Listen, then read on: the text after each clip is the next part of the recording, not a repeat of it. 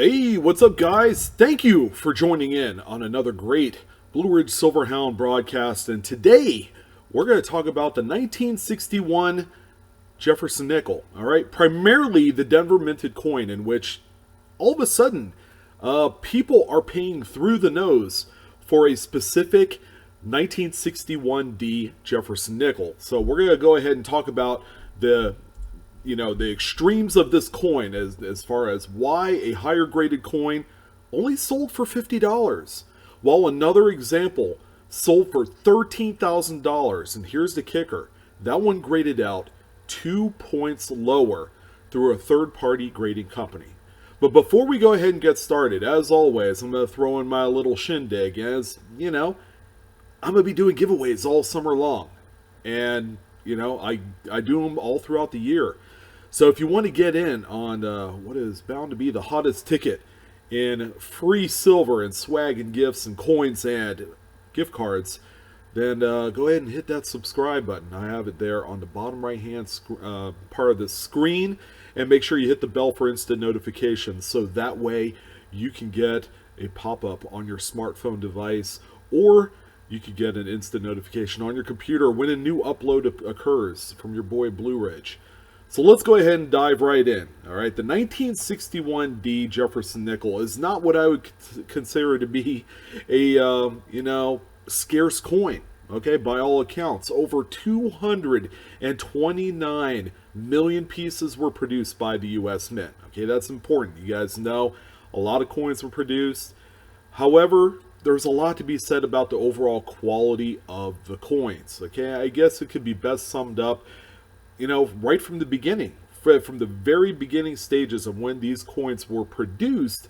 You have to start with a high quality product. Unfortunately, the blank planchets that we start out with before the strike even occurs, all right, didn't exactly look too hot in 1961, or even in the early 60s for that matter.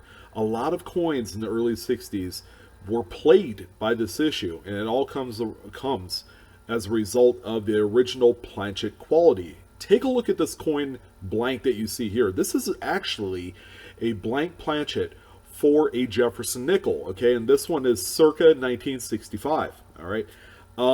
Take a look at all these little arrows, all right? You'll notice that the coin blank is riddled with tiny little nicks and marks, okay? This is how the U.S. Mint obtains their blanks. Okay, traditionally these are outsourced with a third-party vendor that provides the blanks to them. Now, if you can imagine these blanks being hauled in to the U.S. Mint in great big ballistic boxes or bags or whatever they use for a method of transport, these things get beat up pretty good. All right. So the little nicks and scratches that you see on this blank will translate to the coin when they're struck. All right, so as long as we come to that realization, we'll know exactly what we're looking at here. So I have two Jefferson nickels, okay? Both are 1961D coins, okay? As you can see here on this graphic, we have two coins that sold, one at Great Collections, which is the coin on the left side of the screen, another one that's sold on Heritage Auctions on the right side of the screen. Now, it really doesn't matter where it's sold, okay? One or the other could be sold at the same venue, and it would command around the same type of money, all right? That's how deep and wide this market is for some of those scarce Jefferson nickels, okay? But not all of them are scarce. We're going to be looking at coins that exhibit the best, strongest strikes, and it's also going to exhibit and exemplify what I would consider to be great eye appeal, all right? But sometimes there's also one other X factor, all right? And it's all in the actual kind of like minute details of the coin. In Jefferson nickel collecting, okay, there is a kind of like secret kind of pact of people that collect these coins on the merit of strike, all right? What do I mean by that? The stronger the strike, the more details that pop right off the coin, and graders will grade them in such a way that they're going to make them extremely valuable. So here is a double image, okay, of the same coins. Okay, you have the Great Collections coin on the left, and you have the one on the right. All right. So when we're talking about this coin, the Great Collections one sold for nearly $13,000 back in June of 2018. Whereas the Heritage coin piece on the right, which kind of looks a little bit better, just on general observation, sold for $51 in November of 2017. Again, the time of year really doesn't play a factor in how much these coins sell for, because they will still sell for the kind of money that it's sold for respectively on each piece. So the main thing that differentiates both coins is what they call full strike or full steps. All right, so the coin on the left, the one that sold for $13,000, was graded PCGS Mint State 64 FS. The FS stands for full steps. All right. So when you have these full steps, you'll have a full strike of those steps on the reverse of the coin under Monticello. All right. It's that middle set of steps. If you took a look at both images of each coin, you'll notice that one has a little bit more squared, chiseled look to those steps, whereas the coin on the right, the Heritage Auctions example, has kind of a really worn down, kind of rounded look. All right, with that rounded kind of die-wear appearance, you lose the details of the steps. There are 6 lines that go across on these steps in Monticello. All right, so as long as a grader is able to discern at least 5 full steps or more, all right, there is a little bit of deviation in there, they will grade it with an FS designation on that slab label. And that's where you get a lot of the value, the coins. So how much are we talking about in terms of, how rare one is to the other?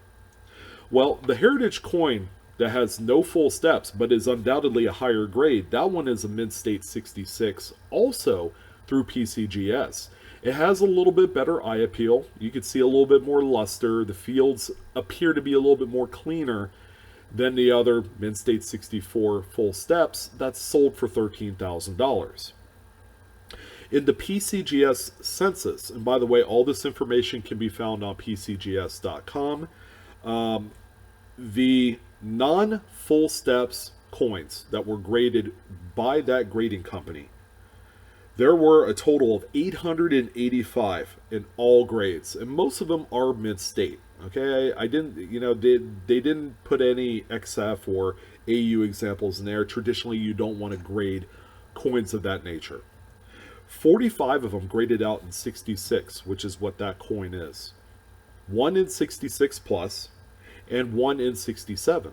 So the higher you get beyond Mint State 66, it's a tougher coin, even without the full steps. But is it worth the $13,000? No, it's not.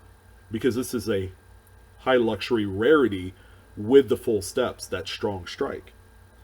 So PCGS in their census has recorded 5 total coins that they have graded with FS. 3 in 64, which is the coin that you saw on the left side of the screen, the Great Collections coin.